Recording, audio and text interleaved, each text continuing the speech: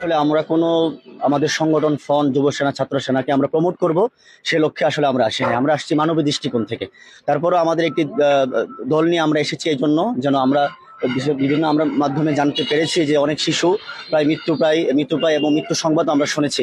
আমাদের আপনারা জেনেছেন যে প্রথম দিন থেকেই আমাদের যে উদ্ধার কার্যক্রম চালাচ্ছেন আমাদের ছাত্র সেনা ছেলেরা এবং ফ্রন্টের নির্দেশে আমরা কিন্তু তখন কোনো দলকে প্রমোট করি নাই।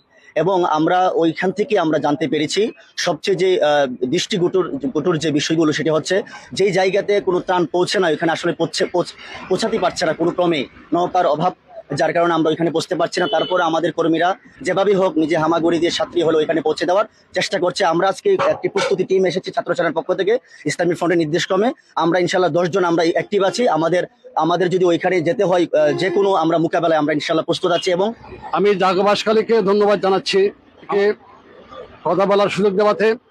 1991 সালে যে প্রলয়ঙ্করী ঘূর্ণিঝড় হয়েছিল সেই প্রলয়ঙ্কর ঘূর্ণিঝড়ের আঘাতের চেয়ে বর্তমান বাঁশখালীর এই বন্যা কবলিত এলাকায় আঘাত বেশি কিনা এটা মিডিয়ার কাছে বলার জন্য আমি বলবো 1991 সালে যে ঘূর্ণিঝড় হয়েছিল, প্রলয়ঙ্করী ঘূর্ণিঝড় হয়েছিল, ওই ঘূর্ণিঝড়ে যদিও বাঁশখালীর হাজার হাজার মানুষ প্রাণ হারিয়েছে, মারা গিয়েছেন, কিন্তু ঘূর্ণিঝড়ের আঘাতে বাঁশখালীতে ক্ষতিগ্রস্ত হয়েছে ঠিক, কিন্তু ঘূর্ণিঝড়ের আঘাতে এটা তাৎক্ষণিকভাবে ঘূর্ণিঝড় মারার পর 5-6 ঘন্টার মধ্যে পানি নেমে গিয়েছে, মানুষ স্বাভাবিক চলাফেরা করতে পেরেছে, জান হারিয়েছে, এটা ঠিক।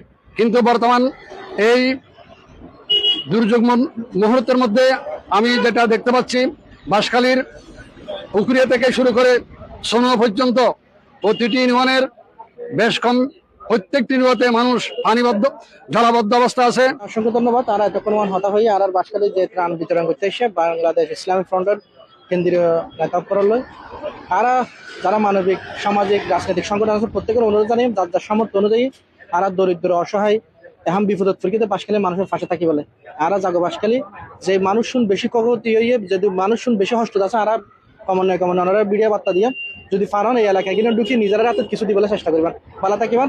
আজ এর মতো একটু বিদায়। আসসালামু আলাইকুম।